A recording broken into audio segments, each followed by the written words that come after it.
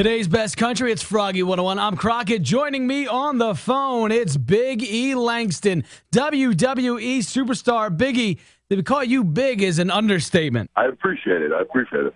Now, you've actually been to our neck of the woods before, down in Scranton, Pennsylvania, for the USAPL Raw Nationals powerlifting competition. That's right. Yeah.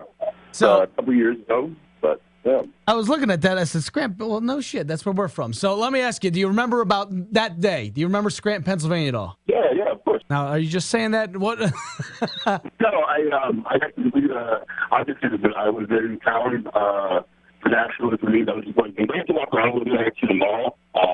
But yeah, I got to see all this, right? So you're going to be back in our neck of the woods come July 7th. Now, you went to Iowa Hawkeyes, right? Yep. And I see you graduate with a Bachelor of Arts. I did. Well, so believe it or not. With the arts, what were you looking to do with the arts? My major, which in general, was health and sports studies, but I wanted to be an athletic director. Ah, an athletic director. See, I was thinking you were going to go more into theatrical arts.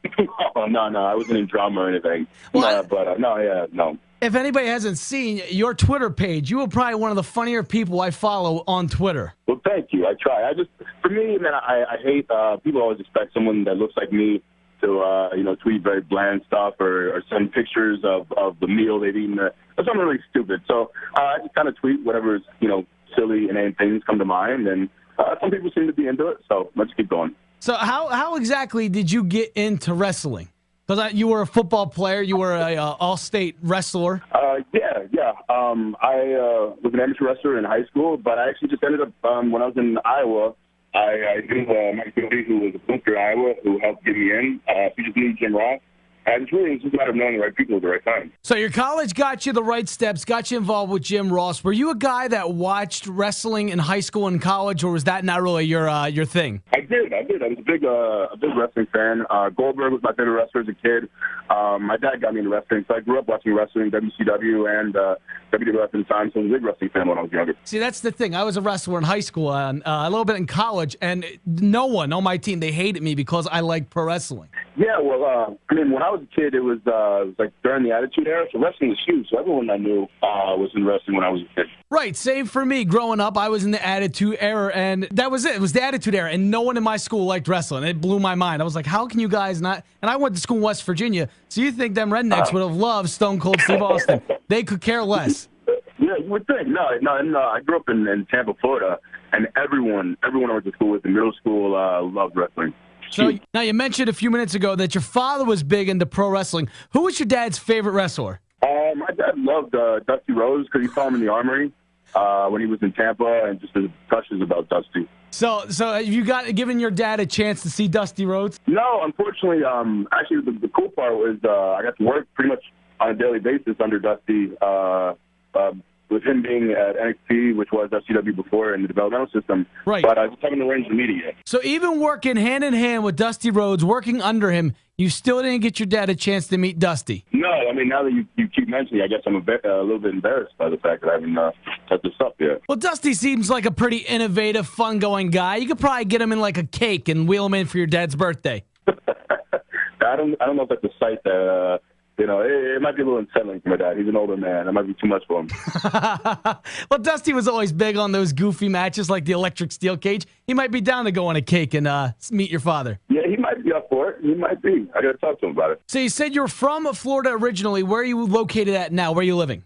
I'm living in just outside of Tampa, Mentally. Oh, so you're still pretty much home. Yeah, pretty much. Not too far. So now that you're a big WWE superstar, you're on television all the time. When you go out, do people flock to you? Do you know who you are? Or they just think you're this massive dude wandering down the street? On occasion. I think a lot of people, our product's pretty visible. So there are people from time to time who recognize me. Have you found yourself having trouble adjusting to the limelight of being a WWE superstar? Not really. I think I take things in stride. I try to at least. And it's pretty cool usually being able to interact with fans and people who enjoy what you do. So that's always been a positive. It's something a little different for me. But, it's definitely been a positive thing interacting with fans. So what's next for the world of Big E Langston? Are you going to stick besides AJ and Dolph Ziggler, or are you planning on moving into a singles career?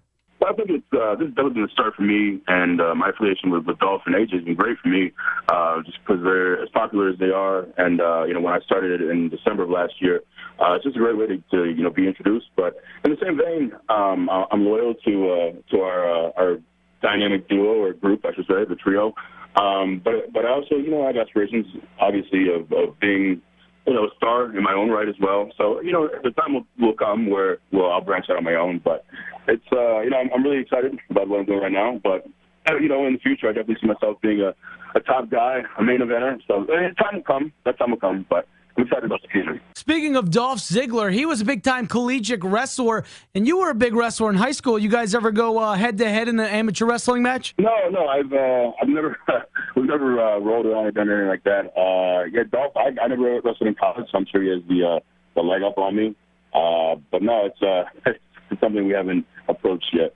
Maybe one day. Now, Dolph just did an interview with Colt Cabana, and he was talking about how he was always a showman in high school wrestling. He was always on. Do you get to experience Dolph Ziggler always being on? Is he always being himself, or is it kind of just for the television? Yeah, I mean, the one thing about Dolph that I think a lot of people don't realize is how witty and clever he is, and he's like that constantly. So it's I know he's getting opportunities to stand up from time to time, but no, he's one of those guys who's just always on, always sharp and quick-witted, which is pretty cool to be around. So a lot of people may not know that Dolph Ziggler, like you said, does stand-up comedy, but what's something people don't know about Big E Langston? What's something that a lot of people wouldn't know about you? Oh, man, I'm pretty much an open book for the most part.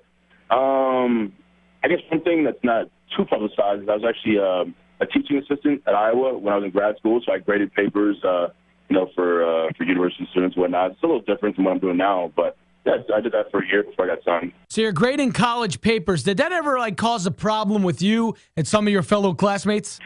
No, I can imagine that wouldn't have turned out too well for many people. But no, there were no issues with that at all. Because I know I can talk from experience. I wasn't the greatest student in college, and if you were grading my papers and you said I got an F, I think I would just take one look and take your word for it. Yeah, I think that was the approach most students had, believe it or not. What is the best moment so far of your career? What's been the highlight thus far? There have been a couple. I think WrestleMania, obviously being the show of shows is obviously going to be the biggest moment. But also, even, I had a match with Chris Jericho. I've had an interaction with Ric Flair on TV. Sort of things like that, guys you've grown up watching, since, 10, 15 years ago, who now, you're in the same ring as, is pretty cool too. But, for me, WrestleMania will always be, for me, currently the biggest moment. But, again, being with those legends is always a big deal. Big E, before you go, I have one last thing that I have to ask you. Every Monday night, my buddies and I, we watch Raw, and my buddy gets very upset because he thinks that your singlet is too short. Well, I think the aim for me is to do something different. And, no one wants to be cookie cutter. But in the same vein, believe it or not, he's not the only one that feels that way. And it might change. There might be an evolution with the singlet. But, it's something I get some negative feedback from time to time on it. But it's just something, trying to be different, trying to stand out. I don't think anybody's going to tell you to your face they got a problem with it. That's very true. That is true. Big E, thanks for joining the show. We will see you July 7th. Well, thanks again. Thanks for having me.